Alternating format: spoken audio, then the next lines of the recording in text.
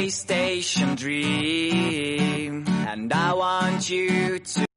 Hai, perkenalkan nama saya Rani Gracia dari kelas AB4F. Di video kali ini saya akan berpidato sebagai anggota calon legislatif. Penasaran kan? Tonton videonya.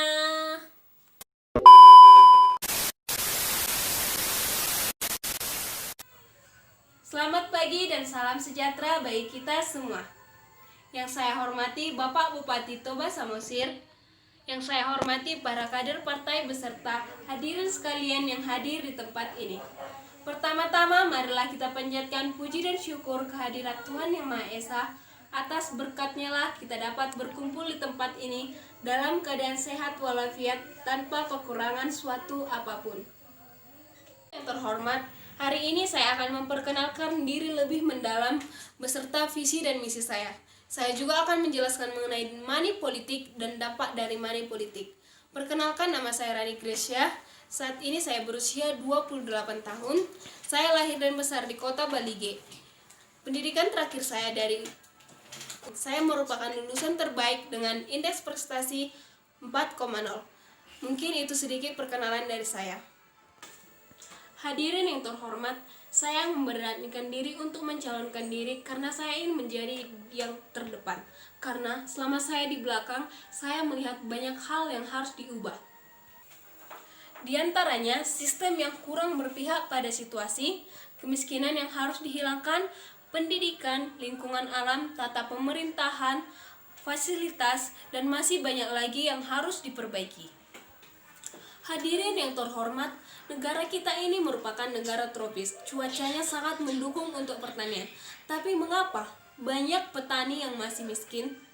Dari kacamata besar saya, ini disebabkan oleh saluran distribusi yang terlalu panjang dan ada juga kualitas produk yang kurang baik.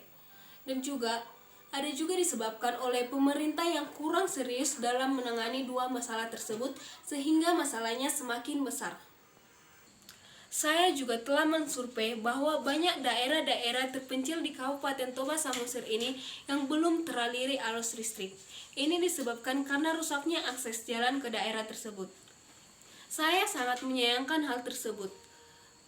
Ternyata masih banyak daerah terpencil yang belum terjamah oleh teknologi. Ini dapat menjadi masalah kita bersama. Saya juga menyoroti pendidikan di Indonesia. Kita sering menang lomba, olimpiade, dan kita juga punya banyak sekolah internasional. Tapi kita juga punya banyak sekolah yang mempunyai fasilitas yang kurang memadai. Artinya masih banyak kesenjangan dalam hal pendidikan. Padahal pendidikan adalah roh sebuah bangsa.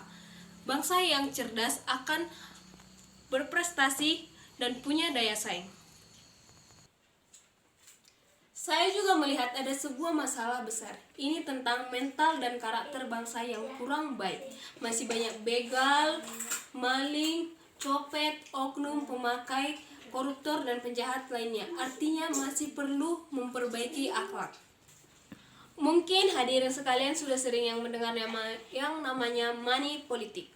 Money politik atau politik uang adalah pemberian janji atau supaya orang tersebut tidak menjalankan haknya untuk memilih atau menjalankan haknya dengan cara tertentu pada saat pemilu. Money politik ini mungkin sudah menjadi hal yang biasa di dalam masyarakat. Ini diakibatkan karena rendahnya kesadaran masyarakat terhadap akibat yang timbul dari money politik bagi sistem demokrasi di Indonesia. Dampak negatif dari money politik ini akan mengganggu jalannya roda pemerintahan, sebab pemimpin yang terpilih menggunakan money politik akan berusaha mencari cara bagaimana caranya mengembalikan modal yang dipakai untuk biaya politik membeli suara. Hal ini mengakibatkan kebijakan yang dijalankan bukan berdasarkan kepentingan rakyat, melainkan berdasarkan kepentingan pribadi ataupun golongan, sehingga membuat pembangunan tidak tepat guna. Ini mengakibatkan pertumbuhan suatu daerah menjadi terhambat. Salah satu cara yang dapat digunakan untuk mengembalikan modal akibat politik uang adalah dengan melakukan jalan pintas, yaitu tindak korupsi. Coba kita perhatikan, kebanyakan pelaku korupsi berasal dari pejabat yang dipilih oleh rakyat melalui sistem demokrasi. Dampak negatif dari money politik ini sangat mempengaruhi aspek kehidupan kita. Untuk itu saya menghimbau kepada masyarakat, ayo jati diri untuk menolak money politik agar kita dapat memilih pemimpin terbaik untuk negeri kita ini.